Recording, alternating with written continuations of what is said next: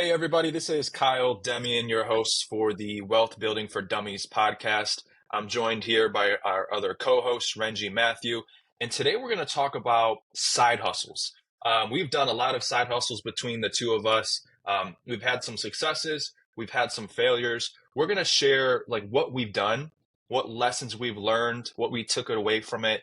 And I think more importantly, how you can use side hustles to get you on a path to building wealth and growing wealth.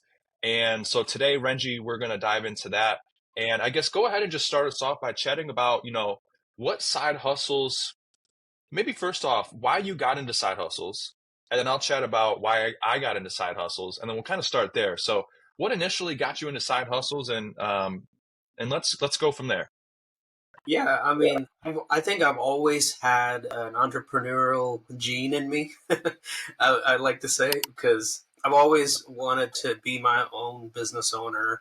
Like everywhere I've worked, you see the good and the bad qualities of being a leader or having people above you as your boss and stuff like that. And there's always something, you know how you have that time where like, oh, if I ever become a boss, I'm not going to do that. Or if I ever become a boss, I'm going to treat my employees this way or something, right? So I've always thought, okay, what if I own my own business? I can follow that and do things differently, right? So I've always had that. But my problem in the beginning was I would always just jump into stuff without doing enough research or stuff like that, and I didn't know how to learn from things when I started because I think the biggest important lesson to learn is whatever you get into, you're gonna have failures. Even a successful business has failures, but if you don't learn from those failures, then it really becomes a failure. So I've had so many things I failed in, but you got to learn from that. I think that's what has gotten us where we are at now because we've learned from those and we're able to teach others about our failures and how they don't make the same thing. Absolutely. And were you initially just getting into these other side hustles to build up your income, to have extra spending money? Was it extra money to save, extra money to invest? Like, what was the initial plan behind it? Yeah, all of the above. So Okay. we've always we have a lot of goal. I think it's also our why. We have a big why of doing a lot of things in the future for the world, really. So, but to do all that, you got to have money, So uh, Yeah, the the side hustles were originally just to have extra income to do those projects and stuff like that. But sometimes if you find a side hustle that you make good income on and you're good at it, it could be your full time hustle. It could replace your full time income, and it could be your full time job or business or whatever. So, for but yeah, sure. it's to cover the whys and stuff like that. Yeah. Same here. We kind of have similar philosophies of why we got into side hustles. Hmm. I quickly realized that I didn't want to work for anybody else. I didn't want to work a 9 to 5 the rest of my life, and I knew there had to be some other way. And I had learned about real estate at a young age, read the book Rich Dad Poor Dad, which I talk about a lot. That changed my mindset on everything in regards to money and started had me thinking like a business owner. And so my initial thought was like, yeah, how do I get into business? What other side hustles can I start so I can build up my income, allow me to increase my savings, and then I could take that savings and go out and invest it into other things and other ideas. And so I think we had, yeah, same reasoning, same goals of getting into it. And I think simply for most people when they get into side hustles, it's either to, yeah, increase their income, maybe just to help pay the bills, or other entrepreneurs that we meet and talk with, increase the income to allow them to be able to start to fund their passion and to be able to start their own business or get into real estate, get into other assets and so forth. So that's awesome. What side hustles did you get into? Um, and then we'll talk about what side hustles you've been into and you've got into. We'll talk about like how they went and your failures. So which ones were you experimenting or trying with in the past? So many, among which are we did wholesaling. We did drop shipping with e-commerce, and we did Amazon FBA. We at one point we were giving plasma. We went and did gave plasma and stuff like that. We've done DoorDash, all the big things that you see normal people see, and those were some of the ones that we put more focus on. There was a bunch of others, but those are the ones we put more focus on. Um, and that's actually how I got into real estate originally, was wholesaling. Oh, really? That's Yeah, cool. as you know, like I was a nurse, and whenever I found a good deal, I can't just leave my patients and go see the property, right? So, and that's how Yeah. actually we tried that for a while. And problem was, anytime before I could even go see a property, other people were buying it in cash. So we decided just to use the equity we had in our own personal home, and that's how we first bought our first couple rentals, because we figured out for us the rental buy and hold game is probably what will work for us, because otherwise we don't have time to go see the properties. Now that I'm doing not nursing as much, I think we'll have more time to do wholesale deals if we wanted to. But yeah. Awesome. Yeah, we'd actually tried to do the wholesaling together and a couple other side hustles I did.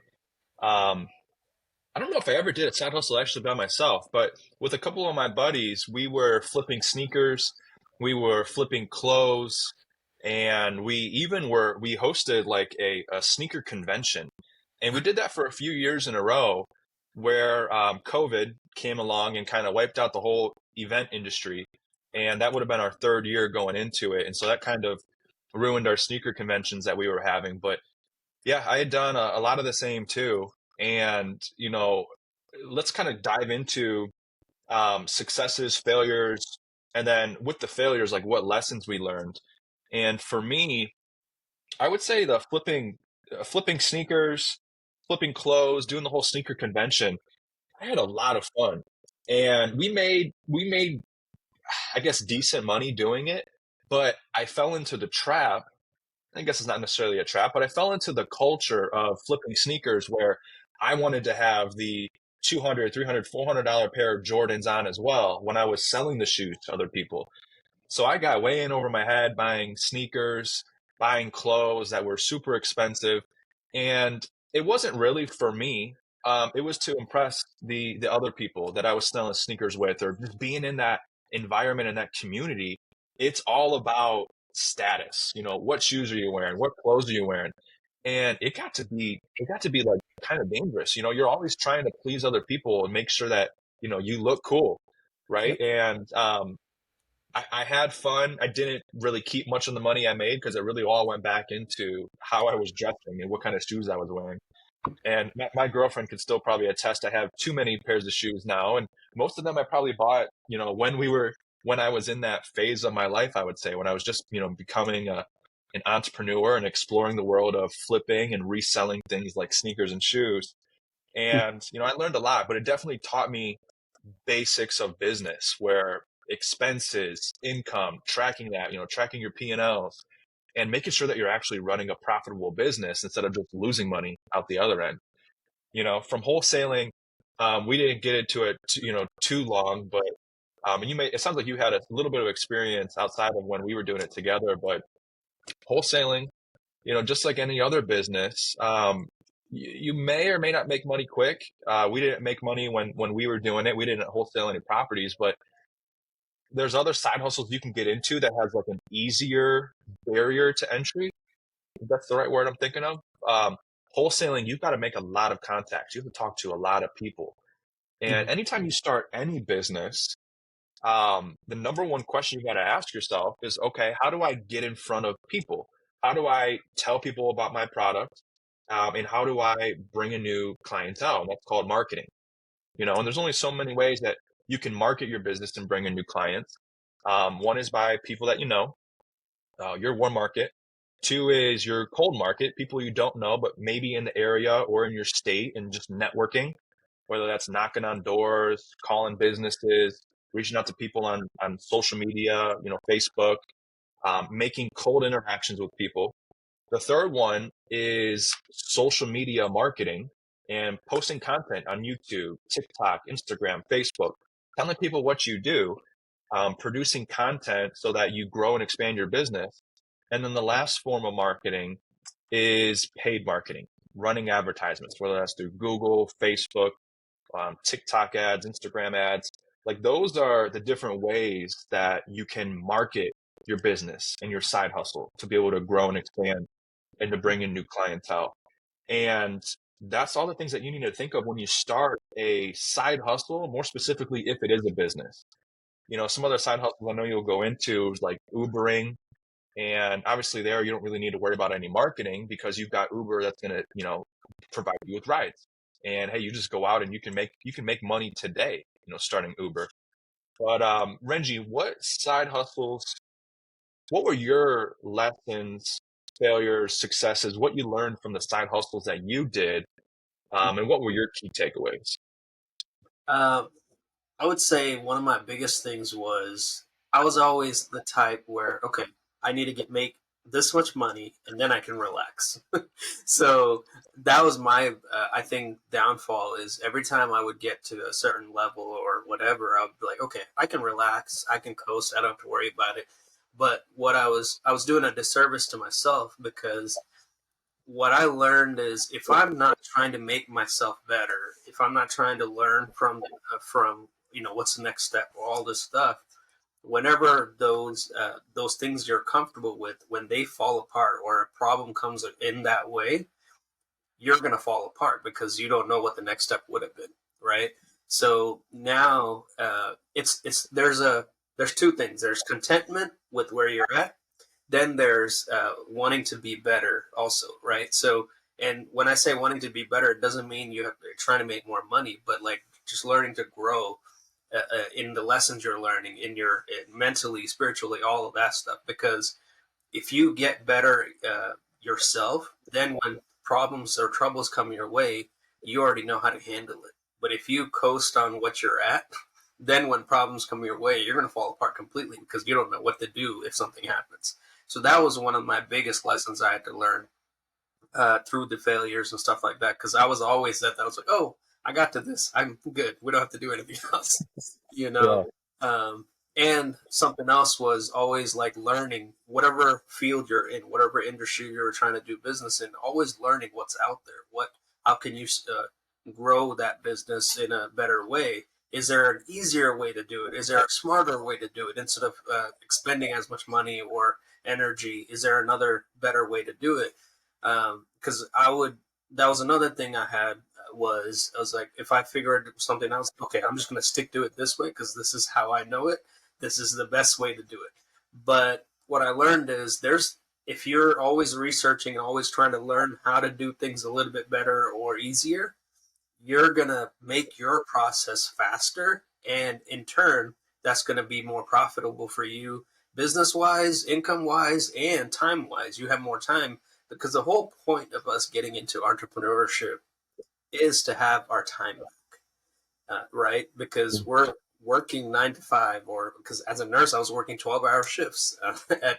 Through COVID, I was working 4 to 6 days, 12-hour shifts. So, like, you never have time with family. So, the whole point of the entrepreneur journey is to get our time back so we can spend time with family or things that we want to do. So, if you figure out how to do things better, that's going to give you more of your time back. And one other thing too that I know I found myself into falling into the trap, and that is having like too many side hustles, right? Because we think, oh, if I have, four, five, six side hustles, that can increase my capacity of the amount of income I can make, right? And I think a lot of new entrepreneurs, a lot of new, young, hungry people that want to get into the world, want to start building a side hustle, extra income, whatever you want to call it, we fall into the trap of maybe hearing the phrase, the average millionaire has 7 streams of income.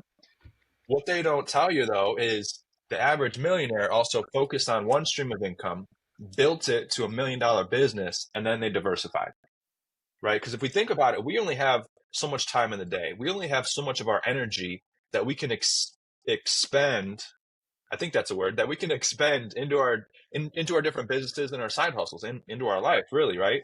So if we're taking all of our energy and we're putting, 10% into one side hustle, 10% into another business idea, 10% here, 10% there, 10% there, you're only giving 10% of your effort, and you are never going to build that business to where it's something you could focus on full time. You're just not putting enough time, effort, and energy to actually be able to scale it. And that's where I fell into the trap. I had probably four, five, six side hustles at one time while I had my main job, and I was just driving myself crazy. But if you focus on one, find one that you're passionate about, one that you enjoy, one that it almost doesn't feel like work, give that your all. Go all in on that. And then that is how you can build a side hustle or build, a business that you start on the side and really be able to scale it and to get you away from the 9 to 5, to allow you to become a full-time entrepreneur in running your own business. And I see you shaking your head because I think we've talked about this before. Like, do you have anything else to add on to that? Because I know you feel the same way too. No, I exactly like you said. That's why a lot of my failures happened. Was once I got to a coasting part, or once I got comfortable, then I was like, okay, what's the next thing I could do? But the problem is, I'm the one who's running that business. So if I take myself out of that to do something else, then that one's going to fall apart, right? So Yeah. what what I've learned from watching other entrepreneurs that I like to listen to podcasts to or read about, what they talk about, just like you said, focus on one thing that you're good at, make a lot of money through that, take that and invest into other businesses. And at the same time, now you can hire someone to replace yourself in that business because you're making so much income. Because if you don't learn how to replace yourself, then you're going to have to be the one running everything, right? So once you make enough income and you can replace yourself with by hiring someone, then you can focus on other things too. And same thing, once you figure something else out, hire someone to replace that, and then that's where entrepreneurs that talk about having 5 to 7 streams of income, they have people running those businesses so that they can truly make it passive. Because going back to having that time back, if you're running the business 80 to 100 hours a week, your time's still the same as you working in a 9 to 5 or 12-hour shifts or whatever, because you're not getting that time you want to be with family and stuff. You might be getting that time to spend on your business, but it takes away again from your family and all the other things you want to do. So replacing yourself will help you go to the true purpose of having more time with family and all that stuff. Absolutely. I couldn't agree more. I love it. Well, with that, I don't have anything else to add. I think you closed it out great. Do you have anything else you want to add as we kind of close this out? Going back to the failure stuff, I think another thing I learned was also not to give up, because if you have the entrepreneurial gene like me and Kyle do, that's going to keep coming to you. That's going to come to your mind. It's like, oh, that sounds like a good business idea. So if you ever give up because something failed, you're going to have that want to do something. But if you don't, if you keep rejecting that want, it's going to be you're gonna resent yourself later, right? So I don't know if you've heard of that phrase. When you're in your deathbed, you're gonna have 100 dreams, wishes or things that you wish would have happened that you could have done, coming to you and saying, "Hey, you could have given us all life." You don't want to have that resentment of, "Oh man, I didn't follow that purpose of my life, really." So not to give up, learn from your mistakes and keep going forward instead of giving up. Love that. And I think the reason most businesses fail is because people give up too soon or they jump to the next fad too soon. But I feel like we've seen it time and time. The entrepreneurs that grit it out, entrepreneurship. I was listening to a podcast this morning that talks about it's a lot harder than people realize, but it can also be a lot more fruitful than you may realize too. So you have to grit it out. Don't ever give up. And I think that's a perfect end to the show. So want to thank you guys all for tuning in. This was another episode of the Wealth Building for Dummies podcast. My name is Kyle Demian. You can find me on TikTok at the Wealth Academy with a K. AKA DEMY. And over on Instagram, you can follow me at Kyle Demian. And Renji, where can the listeners connect with you beyond just the podcast? Yeah, same thing on Instagram and TikTok. My name's Renjimins, like Benjamins, but with the Renji. And on Facebook, it's Renji Matthew. But yeah, that's where you can find me. Awesome. Perfect. Well, thank you for tuning in. Be sure to like, comment below what you thought of this video. If you have any questions, any particular topics that you want us to cover, we've been more than happy to. And lastly, be sure to subscribe. We're looking to have a few people come on and do some interviews. And the quicker that we can grow this channel, the quicker that we can start bringing on larger guests to provide you guys with more value on how to build wealth, different ways to get into assets, investing, so forth and so on. So thank you guys for tuning in and have a great rest of your day.